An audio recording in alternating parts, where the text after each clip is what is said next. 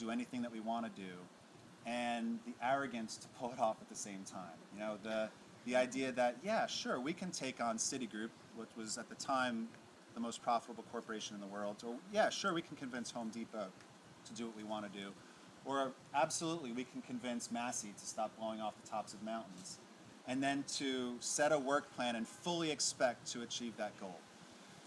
So today, half of our work is focused directly on protecting rainforests and drawing the connection between rainforests and climate change. A lot of you, you may have grown up knowing about how rainforests are the home to about half of the world's plant and animal species around the world. They're the home to hundreds of millions of indigenous people around the world. What a lot of people forget or may not know is that rainforests are also critical to moderating the effects of climate change. 20% of global greenhouse gas emissions come from rainforests being destroyed each year.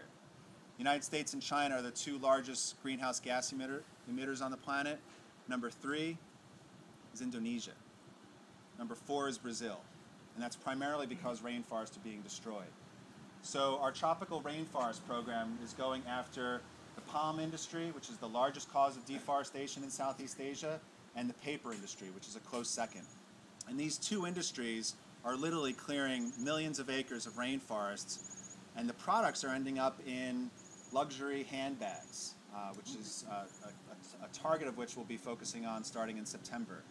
Or it's ending up in palm oil that's used for Girl Scout cookies, or a whole series of C's candies, chocolates, and cakes, and cookies, and cleaning products, and cosmetics, and makeup. So our tropical rainforest program is focused on helping to inspire the biggest companies in America to not only stop using palm oil, stop using paper from tropical rainforests, but then to lobby with us to affect international regulations. All of us, I think, by now have heard about the climate negotiations that are happening in December in Copenhagen. One of the key aspects and one of the most underreported aspects of these negotiations will be, for the first time ever, we'll be negotiating regulations to actually protect forests, to keep trees standing, as a key mechanism to prevent climate change from accelerating. And so we'll be working to build corporate support and a bigger stage to talk about tropical deforestation, and we'll be doing it in large part starting in September, so we're going to need your help for that. And then the other thing I want to just talk about before I introduce Becky is the other half of our work, which is focused on fossil fuels. We're at Randall, we work both on keeping trees vertical, keeping forests standing, and reducing our dependence on fossil fuels. And so one aspect of this work is focused on the coal industry. This is the work that Becky has been leading for some time. Just this last week, if you haven't heard, we did a big protest with Dr. James Hansen, a couple dozen coal field residents, and a woman who's sitting down right there, Daryl Hannah, who led us in protesting what is, I would say, one of the biggest outrages in the country today, which is mountaintop removal. Literally destroying hundreds of mountains throughout one of the most biodiverse regions in the country, and dumping the trees and the rock and the rubble over the sides of these mountains, burying more than 1,200 miles of streams. This is important not only because it's a travesty. It's important not only because these areas are also the sites of high-class winds, class 4, 5, and 6 level winds, but it's one of the few places in the country where both the problem of climate change and the solution to climate change is in the same place. In the exact same mountains that are being destroyed right now, these are the mountains that could support a clean energy transition. We could turn the coal fields of West Virginia into wind fields and promote a good job base, a transition for local communities, and the development of a clean energy resource. So Becky, in a couple minutes, is going to talk about the specific thing that we can do next, which is to push our President Obama, to do the right thing on coal and on mountaintop removal.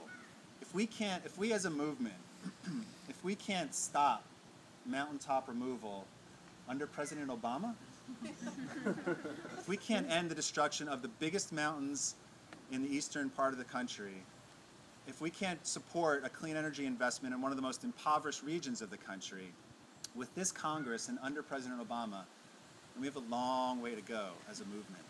So for RAND, this is going to be one of our big priorities for the next year, and we're digging into this with all that we've got, all that we have. And part of this for us is it's the launch of us engaging more in public policy. For the last 10 years, a lot of what we've been doing has been focusing on transforming the biggest corporations in America. And now we need to keep doing that and focus on our president at the same time. I was one of the folks who was freezing my ass off on January 21st, I think it was, in the mall in D.C. With Jody, with Anna, and Rob, and lots of other people. I think a lot of us were deeply inspired by what happened last November and what happened throughout all of 2008. And many of us still are. And I think that what happened, obviously, is that Obama inspired in millions of people, and his campaign inspired in tens of millions of people this idea that sometimes it works. Sometimes activism and organizing and speaking your heart and fighting for what you believe in really can make a huge difference in the world. And now it's our time to return the favor. And now it's our time, just as he inspired the best in us, to pull the best out of him and to push Congress and to push the next administration to do what they seem to want to do and to push them to reach further, a lot further than they're currently reaching. You know, we still haven't ended the war. We still don't have a climate policy that makes any sense whatsoever. We're still blowing up mountains for small amounts of coal. And we still have this same movement. Everybody who was so active and so involved and so passionate and creative last year, we're still here. And so one big thing for RAND is ending mountaintop removal. Another big thing starting this fall is a boisterous, big campaign to keep forests standing, particularly in Indonesia. One last thought on Indonesia, which I can guarantee is going to blow your mind, actually, because we just learned about this a couple months ago. Indonesia has the most carbon-intensive ecosystems on the planet. Rainforests are highly carbon-intensive ecosystems. Within Indonesia, they have what are called peat bogs, swamp forests. These waterlogged forests that have intense amounts of carbon within them. The annual cutting and clearing and draining of peat forests creates as much greenhouse gas emissions on an annual basis as the entire fleet of coal plants in the United States. I'll say that again. The destruction of peat swamp forests in Indonesia creates as much greenhouse gases as every single coal plant does every year in the United States. So at RAND, we're focusing on both. We want to end mountaintop removal. We want to eliminate our dependence on fossil fuels and particularly coal-fired power plants. And we're going to protect some of the most biologically wondrous, some of the most important ecosystems on the planet. And the woman who's going to lead us in doing this is starting a new job on Wednesday. So when you see her now, she looks pretty relaxed, pretty calm. Before I started as program director at RAND, I had a full head of hair. I didn't have any kids.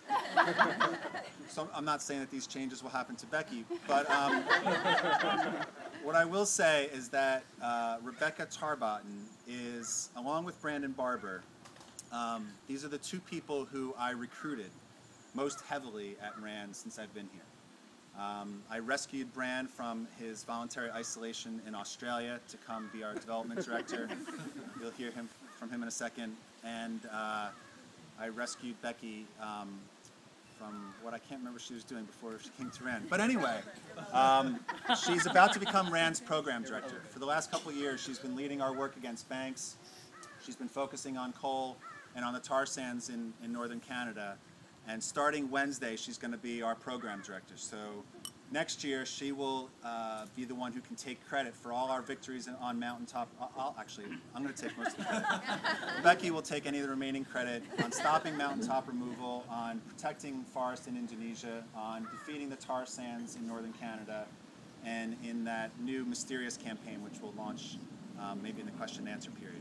But she's also very shy, so if you don't mind, if you could stomp your feet and clap your hands and give a warm welcome to Rebecca Tarbotten.